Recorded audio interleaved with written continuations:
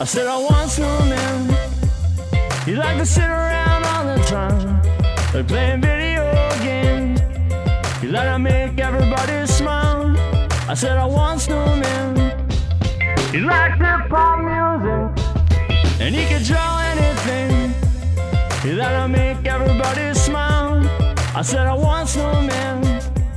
He smoked too much ganja. We never mean no harm.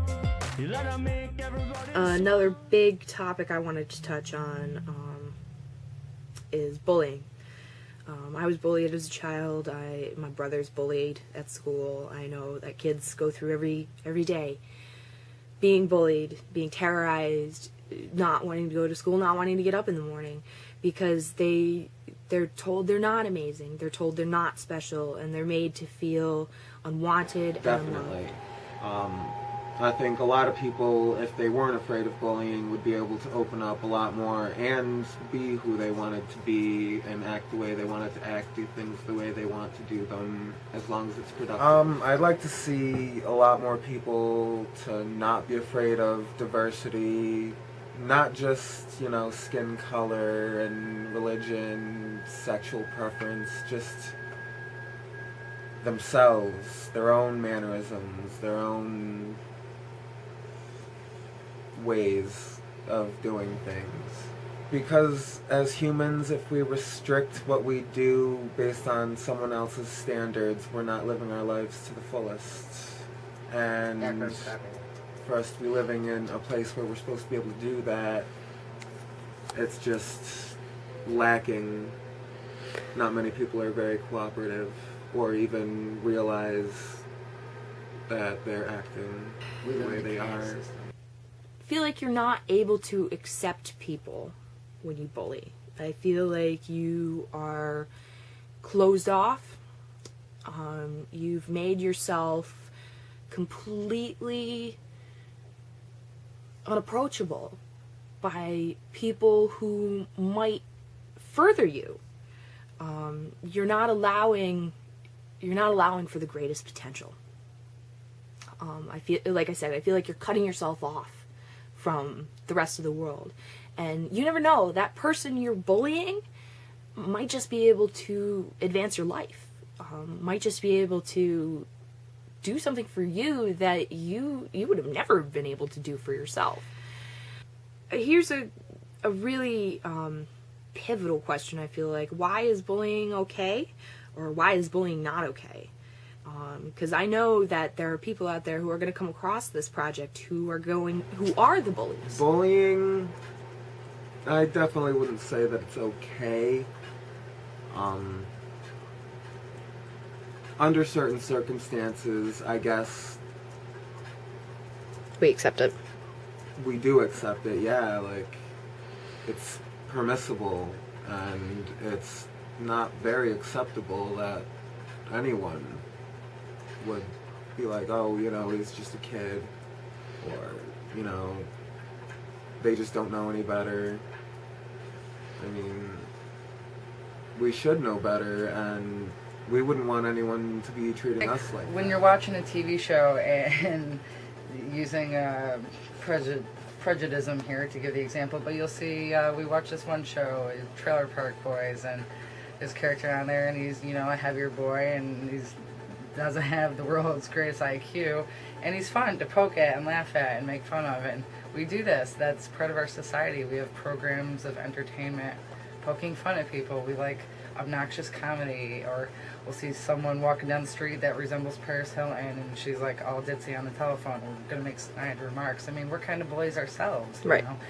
But there's a fine line between, having a light joke and then intentionally sending Negativity out to hurt somebody. negative intentions to someone else. Yeah, that's hard. That's going on a lot. I went through it as a kid, and like I said, my own 8-year-old is going through that too, and that gives him, he'll come home, and he's such an amazing guy, he just wants to dance and sing all the time and perform for people, but when he incorporates that kind of personality in the classroom, he gets such a hard time from teachers, even his classmates, and he's very touchy-feely, and just like, touch someone's arm, and the kids are like, what are you doing? Get away from me. And he's gotten threats before, and even other girls have given him a hard time. And I don't know, it's hard for me as a parent to be like, what do I say to that? What do I say about people bullying him? In fact, I'm wondering if some of this attitude that we've developed Because lately, of that.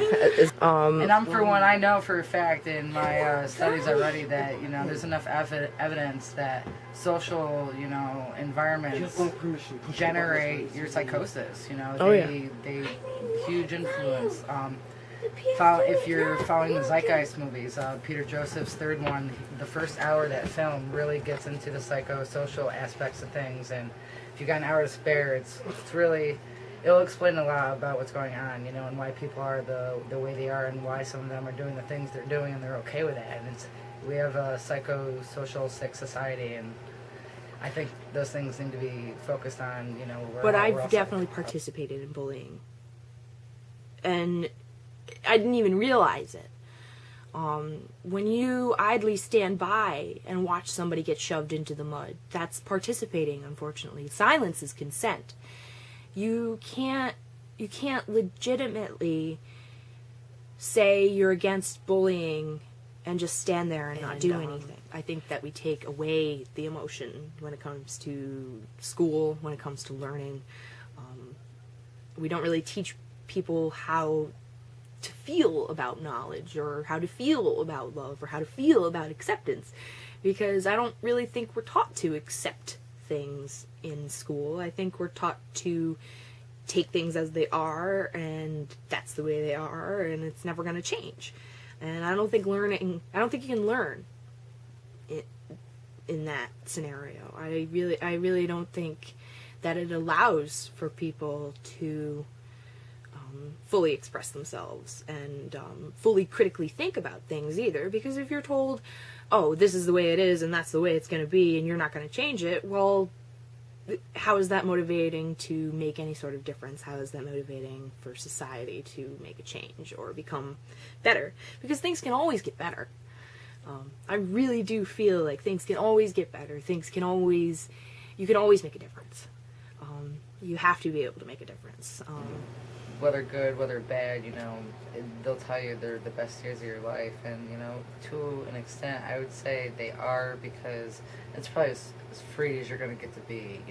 You will have some guardians and some parent, taking care of you while you're able to adjust to society and to the world around you, become prepared for adulthood, which you're never prepared for, and take the time, take the advantage of discovering what you like. Get into music, get into art, get into writing, make friendships, just get ready for a transition into the adult world and take everything that you like and love with you.